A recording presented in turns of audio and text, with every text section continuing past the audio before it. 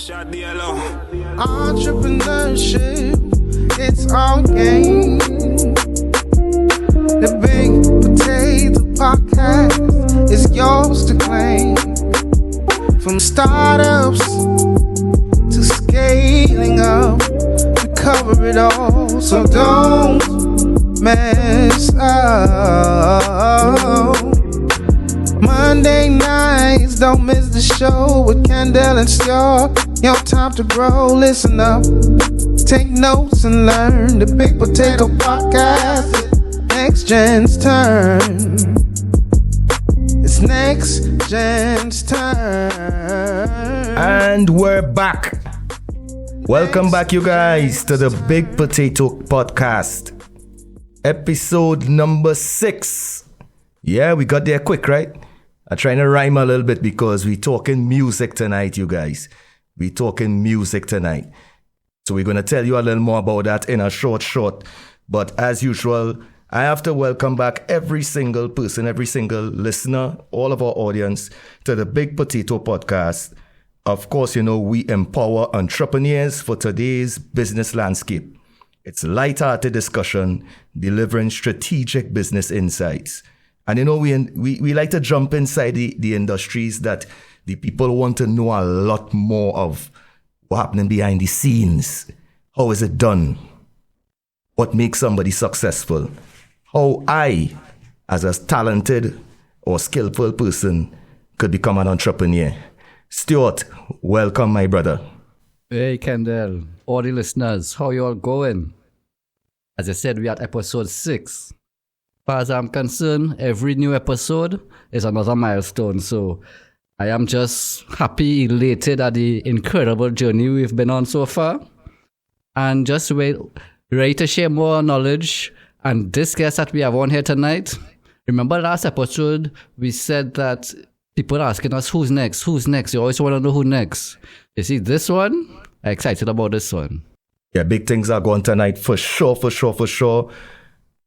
But as always, we encourage you guys to subscribe to our YouTube and Spotify at the Big Potato Podcast so you don't ever miss an episode. Also follow us, same handle, at the Big Potato Podcast on Facebook, Instagram, LinkedIn, and TikTok. And talking about TikTok, we will talk about them in a little while, right? Because I'm talking about music tonight, the music industry. And I mean, I can't do that. Stuart as my co-host and our guest is a record label owner himself. I mean, so we have the experts here tonight for episode 6. It's all about entrepreneurship in the music and entertainment industry. I'm getting into it one time because we don't want to waste time tonight. We have a lot to talk about. And tonight's guest is a mainstream music mogul, architect of the rise of the Trinidad music genre, record label owner of Pun's Entertainment, world-class producer, internationally renowned DJ, responsible for the production of hottest Trinidad dancehall, influencer, brand ambassador, content creator. I mean, you name it. The man wears so many hats. He even have his own brand. He has his own brand of hats, people. We're talking about merchandise, business owner, brand owner, entrepreneur. And we can't forget this part, a proud father.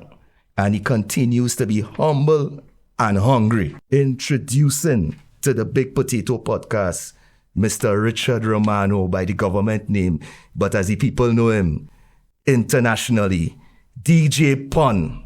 Get him a bang, you know. Ha! All the show is me all talking about it, boy. Is that legend we talking to, man? Give thanks, man. Give thanks, fellas. Thanks for having me. Now, well, let me just say off the bat, having you here, this throwing me back to a decade more when I had the highway records with Chromatics. And I mean, I remember when we brought you on, you were the song engineer, you were the street team selling CDs with Chromatics and tools and Fats and the whole team out there. And then you were Chromatics official DJ, everywhere Chromatics performing, even in Connecticut. You know, you're performing, you're DJing alongside Chromatics. So it just threw me back to those days and really some enjoyable times. Some of my best days as an entrepreneur. It was some exciting projects we used to work on. So it just threw me back there. I saw your journey from the bottom to the top, and I wholeheartedly congratulate you on all the successes, brother. Give thanks, brother. Give thanks, man. Goodness for sure. And I mean, as Stuart said, it is a story of humble beginnings and to really a successful story. And we're going to analyze that tonight for sure with DeeJay Pun in the building. Pun, you have to give us a bang, you know. Ole wa bang? You have to give a big potato bang. That the real bang, eh? Not the bootleg one I hear and they talk about on Ojo. That the real Yeah, one bang. But for sure, you know, it's good vibes tonight. DeeJay Pun is here on the Big Potato Podcast. We're talking about entrepreneurship in the music and entertainment industry. So are we talking a lot of stuff here tonight, folks? Artists, songwriters, people who are interested in music, sound engineering. You might want to own your own record label. We're talking to one of the genius minds in the industry tonight. And he's going to shed some light. He's going to give us some insights. We're going to talk some of the controversial topics as well, to make sure that, you know, we set the record straight. That is business that we are about. Number one focus for our show is business development and entrepreneurship. So you guys are going to get that for sure in abundance tonight. Well, I just want to add something there. Let me just show some credentials behind this man name aside from the bio information they put there. We have DeeJay Pun here because from my perspective, he is possibly the most successful man outside of the soca industry from Trinidad music industry for the last decade. And if you consider the fact that the soca industry is a machine, what Pun has done individually could surpass that. He could be the most successful for the last decade. I mean, with 28 million YouTube views, 132,000 subscribers on YouTube. He just released a video like 10 days ago on YouTube. 115,000 views already. You know, on Instagram, 123,000 followers. So I consider this man the head of the empire right now. So as a CEO, as the entrepreneur behind the record label, he's our Russell Simmons. You know, in that context, I really know that he will share information that the younger generation will be able to pick up on, and they will be able to, those who are interested in moving in the music will have a lot of information at their tips of the fingers. Beautifully said, so, Stuart. And with that said, we're going to jump inside our first segment tonight. It's called What Caught Our Eye? And just in case you're wondering, you know, first time you're tuning in, what caught our eye is pretty simple. Quick key insights for entrepreneurs on articles or stories of significance.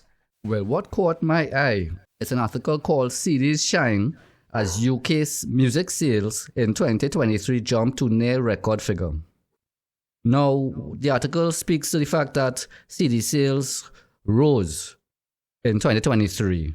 Physical CDs, the sales rose in 2023, first time in 2 decades.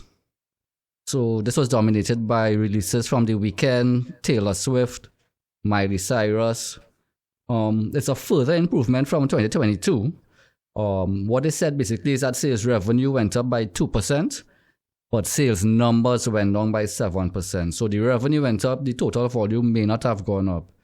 They're saying that that increase in sales is really attributable to inflation. So it may be misleading.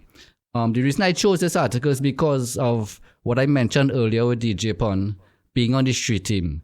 He knows about selling CDs. And this article is basically asserting that there's a future in the CD sales as a channel for distribution.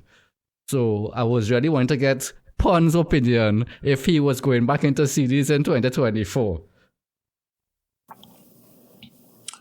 So, I had two answers. Here why. Traditional Pun You don't know Cuban. Stuart. We've been there. We've been selling CDs, producing our own albums on CDs. The times now changed to more digital in terms of it's mostly streaming now. It's not even MP3s anymore. It's straight streaming, you dig? But there is a niche market though, still, because like just last week, me and our female had a kind of a debate because she wanted to buy a record player. But I tell her plenty of these singles where you like now aren't really produced on record, so you can have a hard time getting these songs where you like. I'm trying to remember all Scissors big songs on record, and you know, so there might be a niche market for records and CDs. Yes. But if you're talking buying and selling, it's streaming right now. Well, I agree with that because it's a niche in terms of some other research I did stated that it's like sort of a new experience for the millennial generation. This owning a physical product, you know, opening a CD, unwrapping the plastic, seeing the insert, reading credits, and you know, you actually own something as opposed to just a digital product that they are accustomed to their whole lives, right? So some of those sales were, remember, during COVID, the music stores shut down. So sales would have been reflected as a low figure for the year. The following year, when the stores were reopened, automatically the year-to-date sales would skyrocket because the previous year they were shut down. So during that time, a lot of people were experimenting with different things, buying CDs, buying vinyl, you know, and learning that whole experience that we grew up with, but it's new to them. So it really is a niche. And something I said just now there, a lot of these singles, the biggest singles will be on vinyl because in Europe, those DJs, they still love their vinyl. Down to Rihanna, all these things will be on vinyl. So it's definitely a niche. Now, in terms of physicals, you have your vinyl, you have CDs, and I even noticed last year people still buying cassettes. And that one shocked me because I was like, what are you even playing a cassette on, right? Yeah, but you know, yeah, right? So, I mean, you know, this Stuart mentioned just now, for the younger generation, they're getting a new experience and stuff. But, you know, the research also dictates that the older generations, they have a little nostalgia. So you have all these digital streaming platforms, as you mentioned, Pun. But people of a certain age, they still want to consume the music in a particular way. And they want to have the experience of unwrapping something. And you could also, as an artist, and you could chime in as well, as an artist, you could also put forward something special with your physical, you know, so you could have something signed or some other form of merchandise that comes along, you know, some kind of poster or booklet or memoir, right? So, I mean, there are advantages as well, but I want to take the opportunity to segue straight into what caught my eye this week. So you're talking there physicals, but one of the top social media platforms, TikTok, has been influencing how the music industry is going as well. According to a BusinessInsider.com article, how TikTok is changing the music industry and the way we discover new popular songs, written by Dan Waterley. Check out the article, pretty good read, you guys. But basically, this is what the article is surmising, right? TikTok has emerged as a crucial platform for discovering and promoting music. Record labels are listening, they're looking out, they're finding artists there, they're also doing a lot of marketing and promotions there. Pun will tell us himself in a minute how he is using TikTok. Platform employs various strategies for organic growth. You could also have influencer collaborations, you have dedicated music charts on TikTok. So just imagine, you have TikTok charts. Your song could be trending on the TikTok charts, right, guys? And the company directly engages with artists to potentially work with them. Now, how is that impacting the role of a traditional record label? Because you have TikTok now getting involved with the artists, and sometimes they're bypassing the record labels who these artists are with, or the song might build on this platform. And you now create different opportunities, which, by the way, you guys know is my favorite word, right? Opportunity. So we come into that. Aside from the exposure that TikTok is offering to these artists, of course, you have potentially people who are not artists entering this space as well. And because of the challenges that they're putting out there, everything on TikTok is a dance challenge or something. And you have your song so popular and trending. People who are not artists are competing in the music space now too, with traditional artists. And their song might be 30 seconds long. It might just be something on a loop that becomes extremely popular. How do we capitalize on this as artists, as record labels, as writers, as content creators? What's your thoughts on that, Pun? Well, I always say big K now, boy. And I basically, my concept for saying content is king. You think I really gained plenty success from my early DJ days when I used to hire a cameraman to record me in my events, and I posted that back online now, boy. And from those days, I realized the thing shifting in that direction. You think so? I do this thing real long, and I still had to study every day ways to remain relevant without trying to, lose my dignity now, boy. So how certain people go viral by, faking a sex tape or, even the other day, I think that whole flick with Bravo, I feel Bravo planned that, DJ Bravo. It could be. It could be. Planned that. You known for that. You understand? My success was never based on me going viral for no bacchanal now, boy. Which is a good and a bad thing. I just stand by what I believe in. And I believe in, being real and making it if it is with it now, boy. But the time's changing. Right now, record labels only concerned with Spotify numbers. They didn't care about YouTube. They didn't care about iTunes. They care about Spotify numbers. That's how you're getting signed right now. That's how TJ now get signed through the AR to Warner. It was because of his Spotify views now, boy. So, it have ways now, right? You know how to be an artist. If you're a good content creator, you have somebody to create a melody or a song, and then they have new ways of doing ads on Spotify that could generate views for you that is paying a boy. People who have no kind of artistic skill could capitalize on the industry now by studying it and using the correct methods to really gain attraction now, boy. So right now, you don't even have a song, you can have a 4-bar loop and that go viral on TikTok. That will get so big that you could build a whole song now, but it will already be known for the little short part, but went viral now. But TikTok could create massive hits because of the audience and how the algorithm does, And the more information we have is the more we know how to use these things to our advantage now. Understood. And I mean, to what you said before I bring Stuart in, they even saying that some TikTok artists or TikTok songs that went popular on TikTok, as you rightfully say, they end up on the Billboard charts. They end up because the artists end up touring, they having shows, merchandise. Yeah. Or for something that was just 1 bar and 4 loops. Yeah. What do you think? I don't like it at all.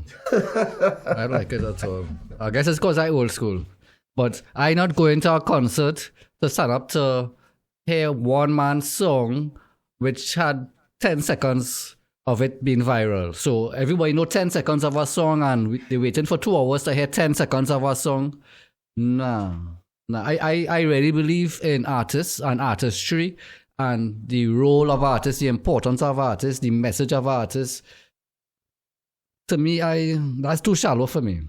But on a different note, my concern is these artists being able to capitalize on what they're gaining from the TikTok. So if they could get to the Billboard, well then, yeah, you're able to capitalize. But like for instance, there's this guy, what's his name? Leo Kali, Doublesman, Link 1, Doublesman, Link 2. There's a song on TikTok. There was Man Link 1, there was Man Link 2. A little schoolboy, but it's viral. So my thing is does he have the capacity to understand that there are royalties on the line? There, you have a potential future you could build there, or if it's just for ego building and for fame. A lot of opportunities, as I said, could come out of how the algorithm shares your video. It's very easy to accumulate views on the TikTok. So there's opportunity. I just hope that the youth's able to put some serious content which might be anti the algorithm, but still, get a good message out there and make some use of it, capitalize on it. The opportunity is definitely there. Obviously, you had to assess for your own career or your own business how you could capitalize. But aside from that, as entrepreneurs, it also shows that you have opportunity in this different spheres. As Pun said, you don't need to be an artist. You could be a content creator, an influencer. You could get involved. You also, as we talked about the CDs and the hard presses earlier, if you decide to open a press company and start running off these vinyls or these CDs in this era, you have opportunity there as well. So as we wrap up this first segment. Well, let me just go back to something with those CDs, because I forgot to mention it earlier. Some people actually buying CDs because they're concerned about the carbon footprint of streaming music. People think that because it's streaming and it's digital, there's no carbon footprint. But there's evidence that physical music has equal or less carbon footprint than streaming music. So some people actually buying it for that purpose as well. Just wanted to add that. I think that's an important point. Yeah, carbon because footprint, remember, right, with streaming. It takes like a swimming pool of water for one, Bitcoin transaction. A swimming pool of water for one transaction. So even though it's invisible and in the background in a server room, in some basements, some complex, it's still consuming the same resources that we're trying to save and preserve. And so, so it's something to consider. I think it's an important point. And that's how we wrap up this segment, What Caught Our Eye, brought to you guys by IBOMAQ. We'll be right back. Whether you're seeking guidance or solutions for your business, we're here to help. Contact us via IBOMAQ868@gmail.com. That's IBOMAQ868@gmail.com. And let's discuss how we can collaborate for your success. And welcome back, you guys, to our second segment tonight on the Big Potato Podcast. Of course, we're delving into the music industry tonight, music and entertainment. And as you guys know, we have DeeJay Pun. He's online with us tonight on the Big Potato Podcast. And DeeJay Pun, this is the part of the show that everybody looking forward to hear from you in terms of your journey. How did you get here? To be in DeeJay Pun. Where did it all start? How did you decide you wanted to become an entrepreneur, especially in this industry? Well, this really come from love, now, boy. Love for the art. Like, before it was a business, I always been editing, whether it's doing graphics on Microsoft Paint, back in Windows 3.1. You understand? Wow. To using the first that I ever really DAOs for PC and laptop, which is like Cubase and Code Edit. I was always dabbling now, boy, and like my early DJing memories was me recording radio on cassette now, boy, and I pausing it by the beginning of the 4-bar, 8-bar, and when our next song similar vibe, I unpausing, and the whole cassette was a mix. And with me recording from radio, and it was a seamless mix. Like, you couldn't even tell. Men was shocked that's clean. How I making a mix. You dig? And then like going by chromatics when I was real young and seeing a turntable and going and pressing the effect button and just, it was just out of love. So when I realized now, the love turned into a skill because doing it so long, I get good at everything. I was a good DJ, good graphic artist, good videographer. And you don't know how life is. We're trying to hustle and make money. So I say, well, in this life, there are two things. You do what you love or you do what you're good at. Mm-hmm. So I was trying to get good at doing what I love now, boy. So I said, boy, I'm going to try to really pursue this thing. And, you know, well, them time in there, man was going down the wrong path. I was selling marijuana. And my dog Matthias come and check my day. And he's like, what you doing in your life, boy? And I said, me, dog, selling weed. He said, nah, boy, Pun, boy, too talented. Then time I had a heart to it. I ain't seen the light. And I said, bro, because I tried to DJ already and you don't know how you go promote MP and you get discouraged. And he said, nah, man, check when you studio. He go and launch something called Higher Records with Stuart and some other fellas, and I will be interested. And I said, right now, I'm going to care. And when he bust out, I went on the day and had a meeting in the bar next door, Grasshopper. And he showed me the vision. And I said, boy, well, why not? Nothing else was going for me. And I went down by the studio. Well, it was not studio yet, but the studio ended up, built up after a while. At first, we was on the street selling CDs every day, Monday to Friday. 9 a.m. we going in town like a day job. Going in the store before the hustle, talk about the plan for the day, distribute the season to the bag. And as a man learn a lot from Stuart and Matix now, boy, in terms of business and like the street team. Really teach you how to approach people too now, boy. So like, when you're here to sell your product, you have to assess your customer for one time. So you have to watch a man and know by he walk, he dress code, how to approach him. Because you go approach a grown mature woman different a young ghetto youth, or you go change your swang, you dig? And I ain't gonna lie, dog, from hustling CDs to them fellas bring the studio in crib, then they make my engineer in the studio, bro. So I started recording on that B-boy deck and learn to mix and learn to master. And, well, it's one thing to the next. So in like 2004 now, I ended up venturing and started to do my own thing, which is Pun's Entertainment now, boy.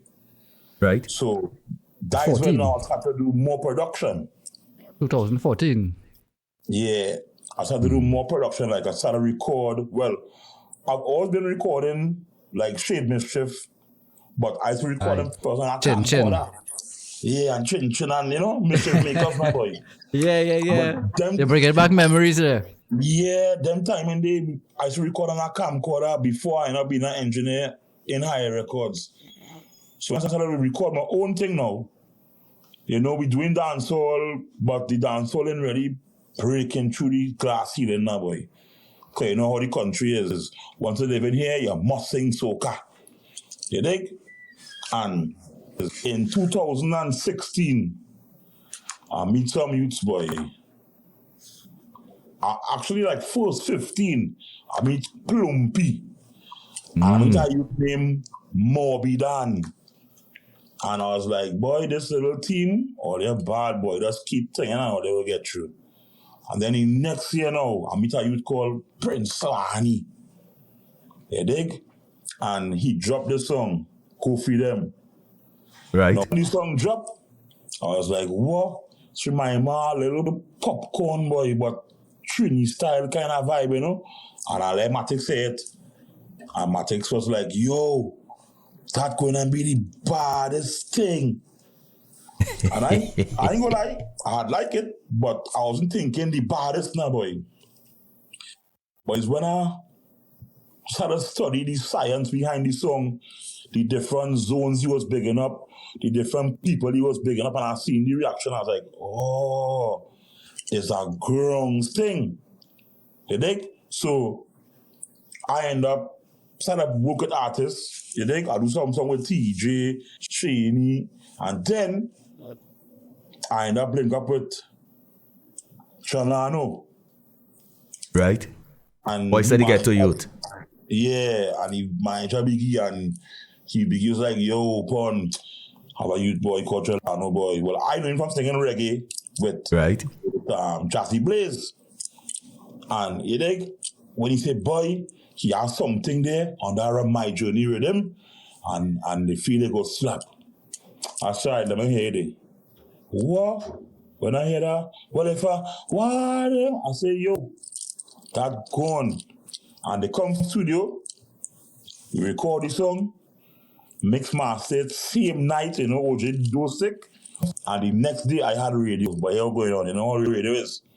You had to send something to the librarian, let them log it, thing, they go play it, make sure it's extra clean, Boy, I threw down my laptop, boy, and I Went brave. Go on people on radio, go on live, drop the song, partner, and boy, man tell that screen record and central and that was it, boy, for me next day. What I want gone.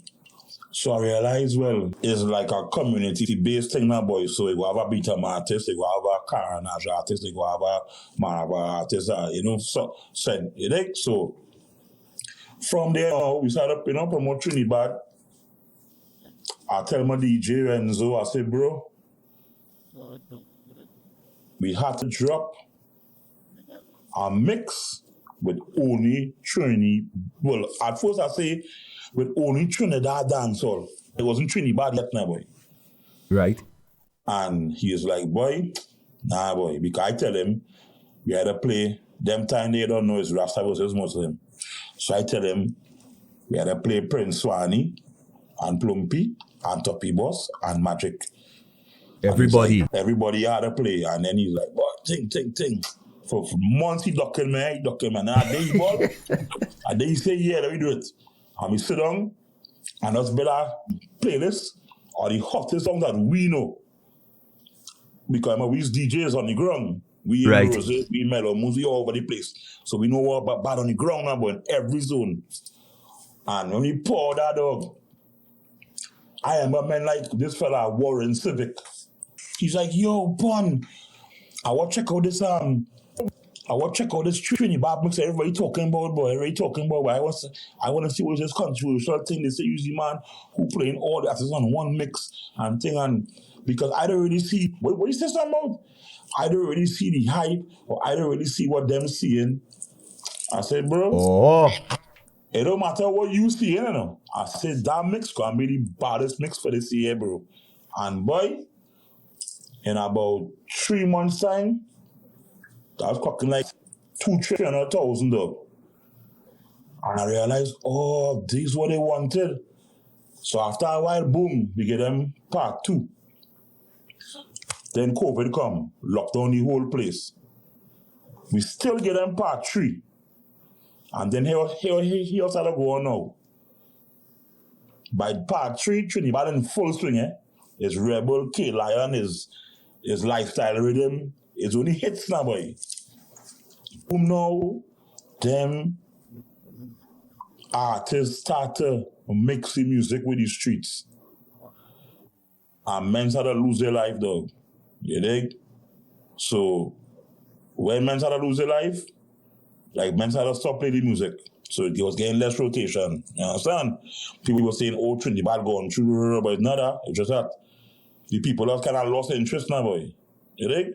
Because it was no longer a fairy tale for them. Before it was like excitement, men singing about drilling and men singing and it was, but when I realized men started to really die. It's like people started to, get discouraged and they get turned away. And then now, when time to do the next Trinibad, we didn't have as much hits now, boy. Right. So the mix won't have the same impact. And the same time now, real Jamaicans vexing on the mix, dog. Like how a Jamaican dog is my brethren, he might see this. But the man was real vexed that me put he big song on the mix. And I say, bro, I ain't put the song because it's Trinibad mix now, boy. Trinibad. Yeah, a compilation of Trinidad dancehall, Trinibad. So no disrespect, but What? The man course, boy. But all the voice no there. In case you feel like lying, all the voice no there, I could leak it, but I ain't gonna do it as well there. Receipts. Yeah, you dig? And the man course. And I say, hey, what's going on? I can't do Trinibad part 4 because I ain't have enough hits right now. How about I do Trinibad and Friends? And I play some Jamaican dancehall in it too. And then now, we had known how to do them mixes and we realized it's a Bajan dancehall now. Right. It's a Belize dancehall, it's a Grenada dancehall, St. Lucia dancehall. Everybody now started to do dancehall after they see Trinibad gain Trinidad, boy. So I say, what I'm going to do? I'm going to do Trinibad and Friends. And I'm going and add artists from all the islands, the top. And put it in a mix now, boy. And that mix shot. But what the mix do now, build my fan base in all the islands because all the islands glad that their country artists on a Trinibad mix. Right. So the following spread to all the islands now, boy. And after that now, we started to do an online radio show called The Big Bang. You dig? At first, I was doing it on the OUR network on YouTube, the IMATIX online radio station. And then, well, it was a kind of trial thing. And then we realized now that I will move it to my channel now, boy, because I had, I think, like 60K on YouTube. You dig? So, I started to do the mixes on, I had my own platform through doing things with TJ, Squash, Swanee. You dig? So, boom, now, them time is COVID lockdown. Nobody can go no way. So I say, you know what? Let me do an online party. So every Wednesday night, we was going live and doing our mix now, boy, for The Big Bang. I think it was like 3 hours first or 2 hours or something. But we used to do it half an hour badness, half an hour girl tune, half an hour badness, half an hour girl tune. And in between, we go put in some positive vibes, you know, just to get a little difference now, boy, to change the energy. And boy, after the third Big Bang, we built a whole kind of cult following now, boy. So we started supply the islands with a fusion of Trinidad, the regional and international hits, and a hit from all the islands now, boy. Proper package. So boom now, we doing that, touching them fan base, we getting booking the island, we going across there, linking with the artists, working with them, getting them that exposure, which coming back to us now, boy. But I like the fact that you mentioned that cross-marketing, that your brand with their brand, but you establish your brand first, and that was the platform to bring everybody on board, which you then was able to capitalize on and leverage. But my question is, you invested in people, right? Because I remember there was this interview I watched some years ago with Master P, and he was complaining about he leaving the music industry because he invested in people. He preferred to invest in commodities. Commodities just sit on the shelf. They don't get tired. They don't get headaches. And he just want to make money off of commodities. So my question is, when you looking at these people that you invested in, these artists you invested in, what do you look for? Because you mentioned some of them went into the street side. They started to live the streets. I don't know which came first, the streets or the entertainment in reality. But what would you look at when you're deciphering, this is a good person for me to invest my time in? Because it's not just money. It's really your time you're investing in with these youths. So tell me a little bit about that. Well, the first thing what people feel I should be looking for is the last thing I look for now, which is the talent. People will say, they have to be good first. And my experience tell you, talent could be developed now, boy. Exactly. I looking for somebody with the right attitude and ethics because that's what it takes. I see men though who was real trash, but because they wore this thing so good, they get real good now, boy. Like me, I was trash. I ain't gonna lie, I hear one of my first mixes the other day when I talking through my headphones and boy, But yeah, we had to start somewhere. We had to start somewhere now, boy. So Have to start somewhere. I just watch attitude and ethics and energy and discipline now, boy. If I did like, all right, other artists, real talented boy. The man like Joshy 3.0, real bad. But to me, I didn't find he wanted it hard enough now, boy. Like he was unemployed. So you don't know, all his string will be on Pun, including personal strains too beside the music now, boy, you know? Right. So I was like, yo, I care what is more than you, bro. I love that saying. Repeat that there for me, please. Repeat that. Yeah, you can't, I care what is more than you. Boom. Could never. You dig? Like, time for rehearsal, it can't come studio, you have no funds, you dig? I was like, I can't really work with an artist who I had to be being a boy. Show me that you can do it on your own, but you would like to work with me now, boy. That is why I really look for now, you dig? So that's why right now, I'm working with Jassy Music now, boy.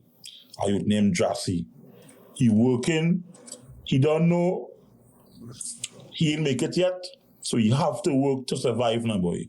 He gonna sit down and just say, boy, Pun going and mind me. You'd bow that life, get up, going to work. Right now, he not reach here, he don't come from work. And then open for him, he gonna take a fresh, and when the interview done, we gonna record some music now, boy. And tomorrow morning, he a work again, you think? He might check my again tomorrow after work, you understand? And that is why, like, youths who progressive, who want better for themselves now, boy, bring something to the table, you think? I like how you said that the talent is the last thing you look at, because there's so much more that goes into, at least for a long-term career of an artist. Because anybody could make a hit. We just spoke about TikTok. I mean, you could luckily fall into a hit. But if you want to have a career, you have to have discipline. You have to, as Pun said, you have to be in the studio, stay up late. You have to be writing songs. You have to practice your stage performance. You have to have a level of discipline. So I'm glad that those are some of the things that you look at. I guess that would lead to somebody success you've already had. And I mean, in terms of that aligning to you personally as well, because it speaks volumes to your ethics as well and to your standards, based on your story, based on your journey, starting with love, starting with passion, and really developing the skills and the talent afterwards, you know, having a hunger, having a drive to continue wanting to improve and continue wanting to do better. That obviously being your personality and the way you go about things, you obviously would look for that in the artist too. And my question based on that is, how important was it for you to have a record label or to develop a record label in order to kind of progress this genre music and artists of this ilk, as you mentioned, who are not following the traditional status quo? Well, basically, the record label was formed because I had to turn this into a business now, boy. Right. So what goes behind a record label is basically a team. A team of managers, financiers, videographers, engineers, producers, you dig? So, big man thing, I was doing all them thing. One man team. I was doing all them thing, boy. You understand? So I say, why be a DJ or a graphic artist or one of all these hats when I could form a label and the label doing all the work, so people thinking it's a whole team. But I ready the label now, boy. So it went from that into now delegating roles now, boy. So I have a manager now who's doing all my business. I'm a legal business based out of England, Click Music, big up Ali. You dig? Well, I ain't get a videographer yet because men head shaking. But I'm trying to get a videographer to rock with me, and men head just shaking. You dig? I have a few engineers I work with, OJ Beats, I work with Shady Beats, I work with Mellow Beats. You dig? Because I can't build a rhythm. Imagine that.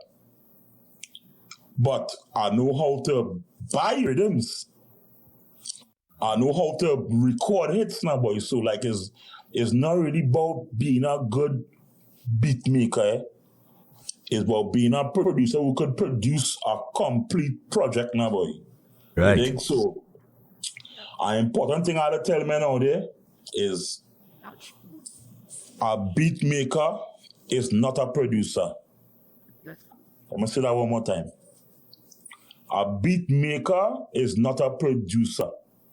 So if you sit down in your program and build a rhythm, bling, bling, bling, and bounce on a file, the finished product of the produced song wasn't done by you. It was probably done by an engineer or a team who sit down and put your rhythm with vocals and melodies and mix it to get one sound now, boy. Mm-hmm. You dig? So that's advice I want to give men out there. Now, you talk there about your team that you need in order to develop. I mean, as an artist, as a record label, as a producer, you're putting everybody together, you're fusing it, you're bringing all that together. And even you mentioned in the skills that you may be a little bit, I don't even want to say weaker, but still developing, right? You have the ear and the eye to pick those to come and align with your brand. So that's very important for people out there as well. Is not just about you, as we always say, right? The skills that you still developing, you could outsource those skills. You could get those skills from other people. Focus on what you really good at as the person. You're good at songwriting, beat your tunes, get a pen on paper and start writing, you know, and start pushing yourself. Now that takes me to one more question before I bring Stuart in and we take a break. Your accolades, you talk about some of them personally in terms of DeeJay Pun and how you have really established yourself in the industry as a DJ, a producer, record label owner. But Trinibad, the genre itself, you know, we always have this notion floating around about that genre. And you mentioned some of the reasons why before. But we're not going to get into that notion. My question really is on some of the accolades that Trinibad has received so far. So we see in the streams. Tell us a little bit more about that. The popularity of the genre spreading all over the world, internationally. I saw you in a clip just a few months ago in BET talking about Trinibad. So tell us a little bit about those accolades. When we announced the Trinibad, we had dreams of getting it to reach international levels, but actually seeing it come to life was like some real crazy. Like, we go into countries and people screaming. When I come in here, people screaming, everybody want autograph, they want picture, you know, and all the islands tune in. We mightn't think they tune in. They tune in. They know all the slangs. They know all about who Roma. They know, boy, they know everything about Trinidad. Like it's a movie now, boy, and it's like, it's real love. That's how even BT reached me, because I was just going to New York because we was getting our visa now, boy. So when I was going to New York now, we couldn't get no bookings because it was a B1, B2. So you say, well, shit that. We're going out there, take some pictures, go Times Square, and come back home. Live life. And boy, 2 weeks before I had to go, I get a call to do an interview on BET. So I said, boy, on IG, yeah? So I said, boy, this is a scammer, boy. And then a man DM and say, Kappa screenshot, right? And the man DM and say, a man comment and say, BT want to DM me on IG, that's a scam. And I started to feel real sour. I say, wait, boy, you could be right. You know? And I said, boy, yeah, scammer. So I DM him back. And I say, yeah, bro, I'll be there in 2 weeks' time, ting. He said, yo, come true. So, boy, I go on the dog. I was staying in Brooklyn and Tennessee. An hour drive from Manhattan where Times Square is, The man link up. The man say, yo, come down someday, like 10 a.m. So I get up 8 o'clock. Place cold. I dress. Came on Uber. I was in his father's done here, traffic. When I reach now, it's 100 and something the Uber, US. I said, oh God, when I pay it now, I call him the man in answering. Wow. I can't find any place, but it's in the Paramount building now, boy. So I give a BT sign when it's in the Paramount building.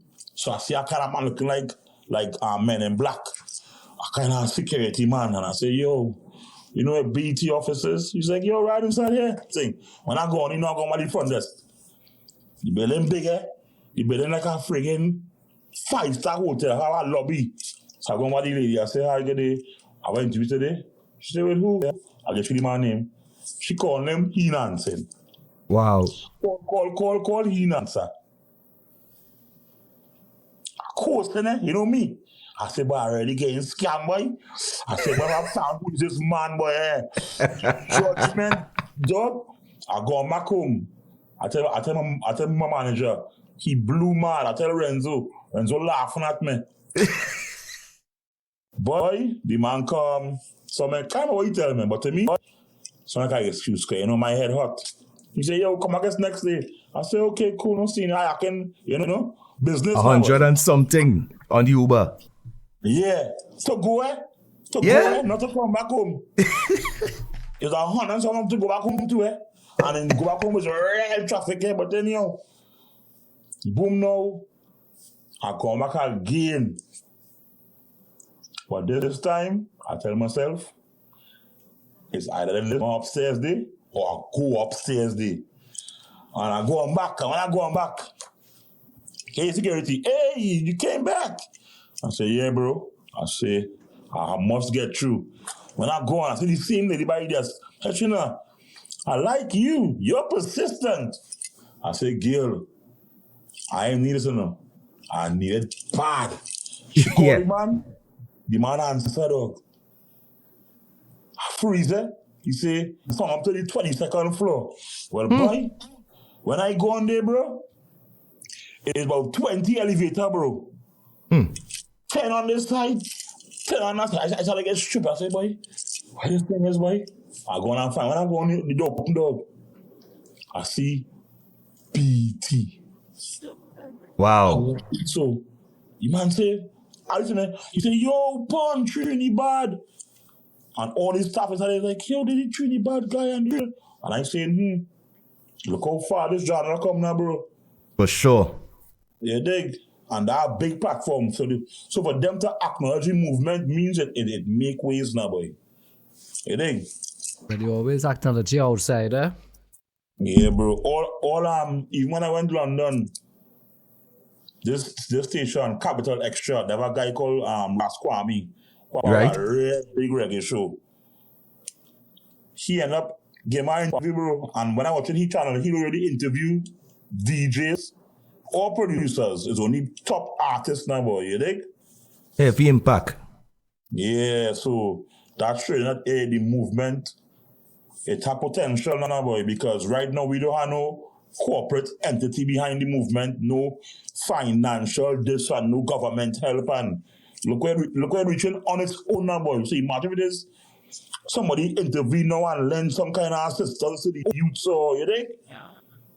And more get to know the youth how far we go reach, but you don't know. It's not That's so what I mentioned earlier, that you're doing this thing as an entity and reaching so far that I have to put you up there as one of the most successful within the last decade.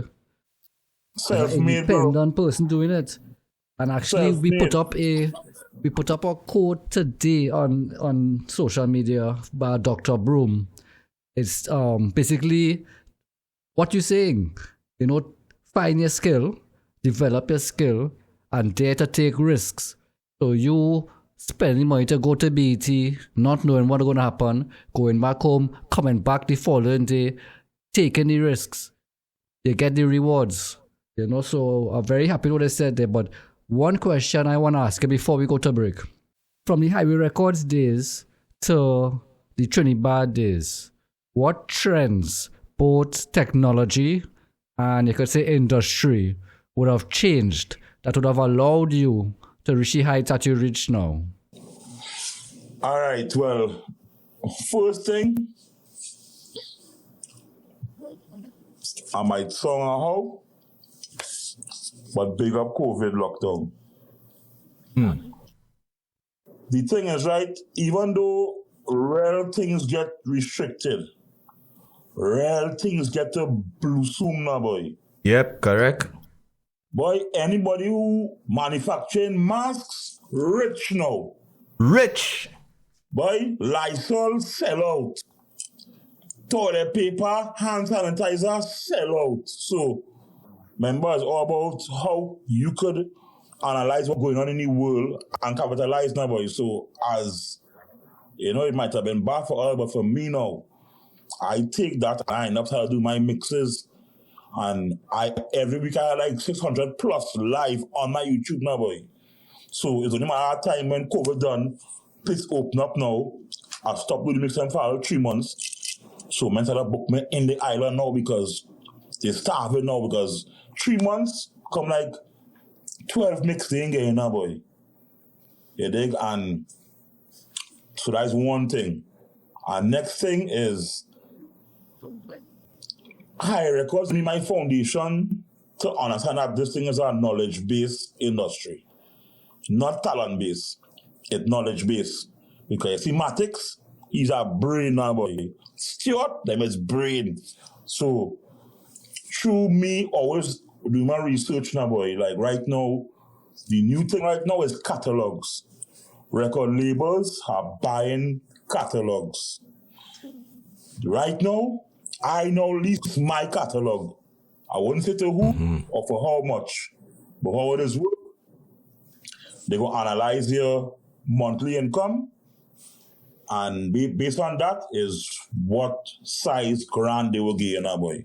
So they give you money up front, and then they lock a catalog for X amount of months, and after that done, you collect again for yourself now, boy. So Tizy Flick right now, selling your catalog straight. It ain't. Additional revenue streams. Yeah, passive income. Yeah, but in terms of like the removal of gatekeepers, technology items like the advent of streaming platforms, those things would have definitely made a difference between what Highway Records was facing and what you would be facing, and the opportunities and doors that would be open to you. So how those changes and any other changes that you benefited from, and what sort of changes you're looking at right now to sustain yourself into the future? Well, the difficulties were higher because we have faced, we don't know, radio play and other, people who was thinking they were gatekeeper related. Yeah, the university scholars who have the doctorate in music or whatever, who choosing to say what good and what ain't good. Right now, we ain't need them no more. Sorry to say. To me, radio, just day. I ain't played the radio in about 5 years now, boy. So, yeah, they like, right now, even having to go and pay for a music video 10,000-15,000. Right now, it have AI software where you type in a prompt, you upload your footage, and then editing clips for you, syncing your lyrics, all kind of thing. Perfect. Boy, perfect, bro. You're putting in cat walking on the moon, dancing to this tempo, and the AI software is building a music video for you based on what you type in. So you don't have to go and get Dory 100,000 no more. They don't Dory, but it getting real dread. They have no AI DJ software yet though, so we good. On the go TT, expanding convenience. Virtual shopping mall available on iOS and Android. Download and shop for electronics, books, hardware items, and much more. And we're back. Thank you guys so much for joining us tonight on the Big Potato Podcast as usual. Special guest, DeeJay Pun. Bang! In the building. And he just unleashing all the gems. For all you guys who are interested in getting into the music industry, you're interested in becoming an artist, you're interested in becoming a producer, owning your own record label, he's dropping some gems, some insights in terms of what made him successful, but also what could make you successful as well. And we're talking about passion and all the entrepreneurial traits, competencies, and knowledge that you need to really be able to balance yourself as an entrepreneur in this industry, music and entertainment. So, Stuart, where we heading to now? Well, I wanted to follow up with another question to Pun, but this one is with regard to where he sees Trinidad in 10 years. You know, what sort of product offering? Would it be still dancehall only? Will it be not only dancehall only, but multiple subgenres in dancehall? Or would it be multiple genres on the whole? You know, what is your view, DeeJay Pun? Well, to be honest, even though dancehall is my main preference, you know, Stuart, we've been doing hip-hop, reggae, Afro soul, everything we've been doing before Trinidad was big now, boy. When Trinidad started do what it was supposed to do, is when I had to stop doing the other genres and focus and put all my efforts into getting it where it is now, because even though it would have things going on around the movement that would be frowned upon, that would always go on. Even early hip-hop days with the whole West Coast, East Coast drama, and the trees have to shed leaves and grow new leaves now, boy. So, well, let me stop you there. Something that startled me the other day was 50 Cent complaining about taxes and immigration. You know, it's not the same 50 Cent that came out when he came out with the album Get Rich and Die Trying. So you have to grow. Artists have to grow. Don't judge them on the first page of the book. Yeah. You know, so is a real serious task that I have on my hands right now at trying to steer this ship that rare people trying to sink now, boy, basically now, boy. Because you see right now we're going on with the country crime rate and they're just trying to blame the movement for the crime rate now, boy. You know, and you know, always go crime has been there long before Trinidad. So for them to even try to say we going on, you know, we going on blame the movement for things going on in society, it's just showing you the times we are now too, you know. Now, in terms of influence, Stuart gave some stats earlier, and I mean, you backed it up and really gave us some stats as well in terms of your stats personally as DeeJay Pun on the internet and your influence and your following, etc. So I have two questions, one question but broken into two. How do you see yourself, or how do you use that influence? One, in a societal way, so your social responsibility, and in the other side, on your business responsibility, because I know you're expanded and diversifying on the business side, and you could tell us a little bit more about that. All right, well, yeah, so once again, it's a serious task I have because there are a lot of young, impressionable minds looking up to Pun now, boy. Male and female, dog. Like, just today, I was in the mall, and this lady was like a big, you know, elderly lady, mature. She's like, you're DeeJay Pun? And I was like, yeah. And then she's like, my daughter's a big fan. You might ever take a video? And then I'm calling her daughter, and, you know, she was like, oh my God, DeeJay Pun. So I don't know. I had to set the right example for all you my boys. So certain things you would never see Pun condoning or encouraging because I had to set the example. It have meant to do all kind of things to get on like fools, but me, my legacy and my role is I had to be the one who never had to compromise for any kind of success, my boy. You understand? Correct. Yeah. And in terms of the business size where you branched off, I know at one point you had your own sneaker designer, you know, you have your clothing line and all these things. Any additional plans? All that is in expanding the brand now, boy. I don't know, merchandise is key. So I always had, since like 2015, 2010, I started to print my own t-shirts and print my own hats. Long before even Titan VCD do anything, printing his own merchandise, my boy. And I just keep adapting things over the years to help my brand grow and expand, and as a brand grows, it's hard to mature. So certain things Pun's and carry be involving in the private eye or the public eye, now, boy. Correct. Understood fully. And for all you entrepreneurs out there, multiple revenue streams, leveraging your brand so that you could open up new income opportunities for yourself. Stuart, I mean, you know about that well. After have multiple streams of income, some will be flowing heavy, some will be flowing slow, but at the end of the day, you have water coming in.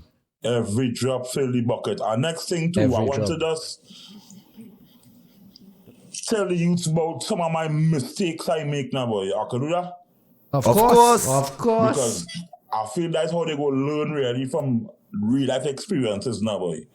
So this one first is for producers, managers, and labels, right? So I have been doing this thing at first for the love. You dig? I love doing it, but as you grow, you realize you start to get the bills. Because I doing this thing since I young. I doing this thing since I work in security guard now, boy. So when you realize now you start to get bills, you start to realize how I'm going to turn this into a business.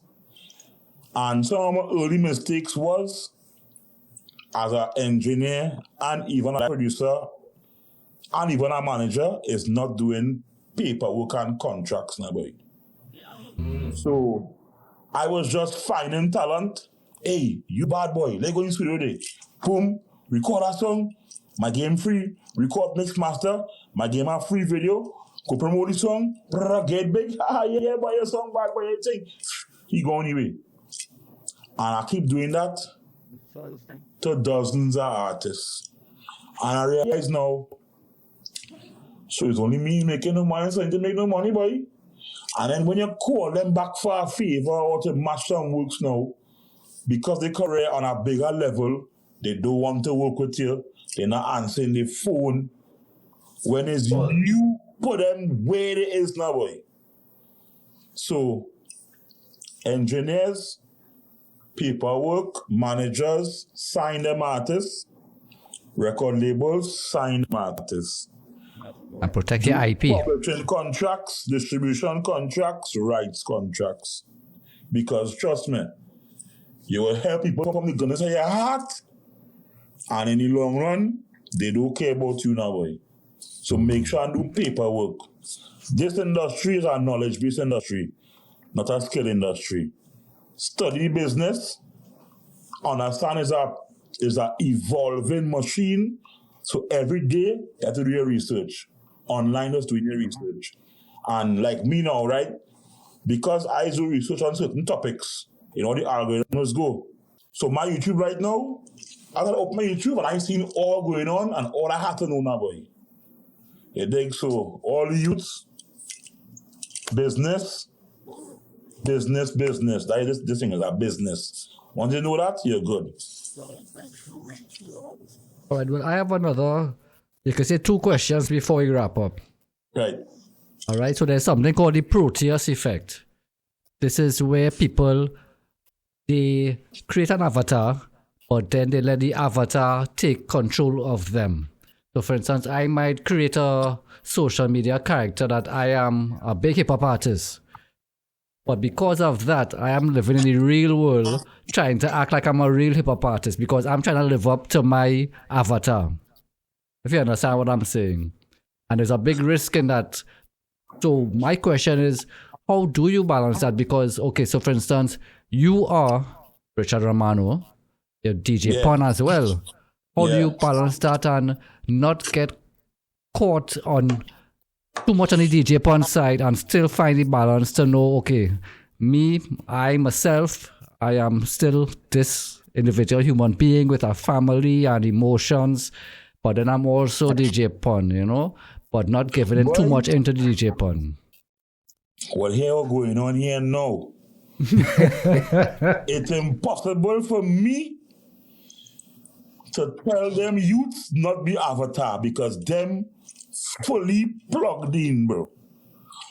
Like a big part of it too is like how they design this whole thing is to play off of your problems and whether you lack it, they gain a replacement inside the apps and your son. They're already playing with the youth psyche now, boy. So plenty youth who suffer from emotional trauma, physical trauma. Them finding social media apps and this whole internet as a mother, father figure, a bigger brother to give you advice. All them girls now head shaking because of the internet, where all them girls wanted to take man money and spend it and stay home. And you understand? So it really hard. That is something for psychologists to come together and come up with a plan, bro, because them do that, my boy. I'm telling you, them do that, but them sit down and plan this thing, and it just unfolding now, boy. But I realized too, a serious part of playing is like me, bro. I popular and famous before the internet. So that's why I realized I could never get spread-headed now, boy. My head is since I small. So the internet is nothing to really impress me now, boy. But for the ones who easily impress, bro, like what Matic said way back in the days, third world fame, bro.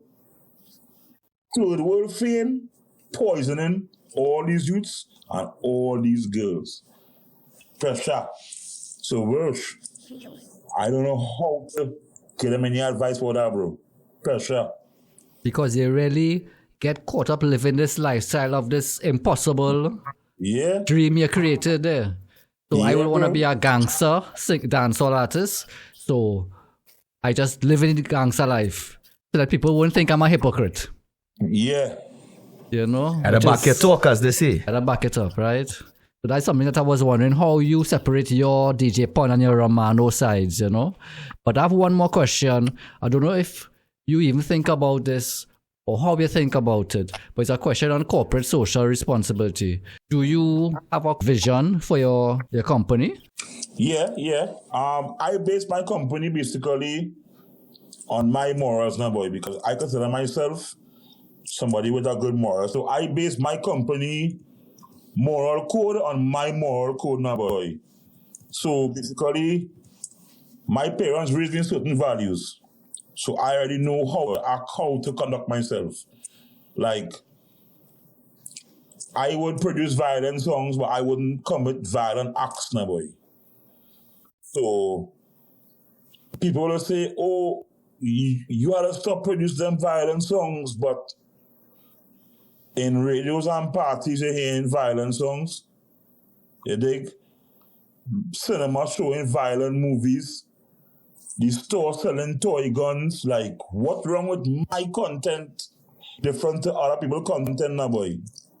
You know what I'm saying? So, certain things I wouldn't conduct, but how the media is portray morals is a serious issue as well now, boy. Like, not because them say it wrong, mean it wrong now, boy. You have to really know what is wrong from right and teach your kids what's wrong from right now, boy. So you basically manage your business based off of your core principles. And you try to reflect those in all your business decisions. Now, Pun, I really want to thank you for your time tonight, bro. Mm-hmm. I mean, you went really in depth in terms of what we're talking about and really unmasked a side of the music industry that I'm pretty certain a lot of people are very curious about, because you know what it is? People always want to know, and they always want to act like they don't like, or they for whatever reason they don't want to align themselves to. So this was an important interview for us and all, because Stuart and I sat down, we say, you know, we could bring Pun. And you know, the conversation went straight down that road, you know, what people would think, what people would say. But it's our responsibility as well, as social entrepreneurs, to really highlight, if we're saying that we're building entrepreneurs, we're building business, that we highlight all the aspects and opportunities that young people, young entrepreneurs particularly, we have a lot of talented people. As you said, talent is just one aspect of it. as entrepreneurs, you all heard it from DeeJay Pun himself tonight, in his own words, in his own way, about the things that you guys need to look forward to, that you need to look at as business people. It is a business at the end of the day. So that being said, Pun, any words that you want to leave us with before we wrap up this interview tonight? Yeah, it's a serious message for the consumers out there now, boy. Not the artists, the consumers. I want people to support the artists when they sing in positive music. Don't only support them when they sing in the trending topics, the gun this, the scammer this, and the skin out this. Because remember, men trying to make money too. So if all they only listen to the gun music and the skin out music, that's all they're going to sing. It's a business. If all they support them when they're doing good music and something gets successful, all I is going and watch that. I want to sing what's singing. So we as consumers, we could change the tone of the tide now, boy. Also, artists do the right thing. Managers and producers, stop letting the men them sing anything far forward. Managers, you controlling the artists. Them ain't controlling you. Stop letting them sing anything far forward, and that is it. I love it. I love it. There's some great words of advice there. But what I want to just wrap up with is that I appreciate this episode because I think people will understand that there's no overnight success thing with this Trinibad.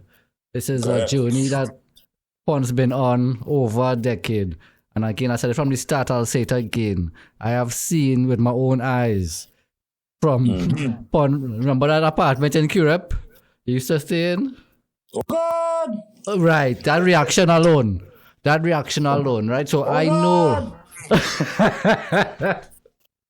I know the depths this man crawled out from. So to see him on top, I real proud of my little brother.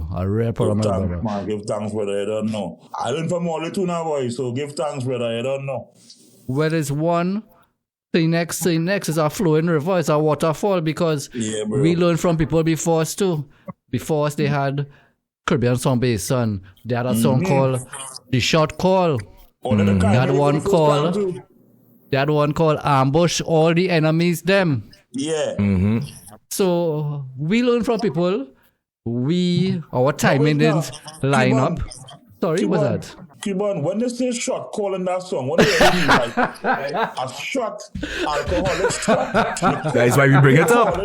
You're calling for a shot? That we had all there, though. And the ambush they're talking about is the party. Nothing else. Okay. You had to catch the ice Pun. Okay.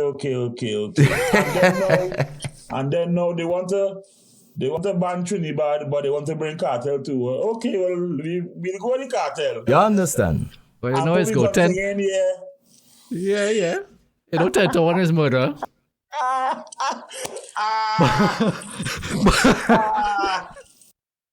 I'm glad we're having some jokes at the end of this episode. But on a serious note, again, there's no overnight success with this man here. He proved he's a living example of what Tenacity is. You know, and I'm glad that he acknowledges that he has an evolving product that is not a final version. And 10 years from now, you never know, you might have gospel Trinibad, but I guess it'll be Trini good. You will have the hip-hop Trinibad. You could cuss on this? Well, we have editors. Well, good. Far bleep here. Trini good. Because All right. Yeah, why not, brother? Trini good. The whole idea of Trini good, make it sound if Trinibad is a bad thing. You're making it sound like one taken away from the other. Yeah, when they have good songs in Trinidad, My Journey, Breadwinner, Dreams, it have plenty good songs, but people like violence and sex. So when we say bad, we really mean like, hey, that show's real bad. Hey, that movie was real bad. That's what we mean as bad now, boy. As Trinis, but you know? Yeah. Well, Pun, it was a pleasure, my brother. And Give continued thanks, man. success in all your ventures. I know Give you're out of the thanks. country next couple of days. Mm-hmm. So safe journey. Mash up all the shows. Yeah. And love in the house at all times. Yeah, man. Big up. Big Potato. From Bang. zero to hero. Bang. Blessings. Thanks so much, DJ Pun. So there you have it, guys. There you have it. Live and direct. Mr. Richard Romano. That's DJ Pun. He was live with us on the Big Potato podcast. And you know, tonight's episode was just a riveting one. Full of insights for you young artists, producers, music moguls, record label dreamers. Whatever aspect of the music industry you're interested in, this is the episode for you guys. And it's just the start. So thanks so much for tuning in again to the Big Potato podcast. And on behalf of Stuart, yours truly, Kendell. Until next time, see you guys. Entrepreneurship, it's all game. The Big Potato podcast is yours to claim. From startups to scaling up, we cover it all. So don't mess up. Monday nights, don't miss the show with Kendell and Stuart. Your time to grow, listen up. Take notes and learn. The Big Potato podcast, next gen's turn.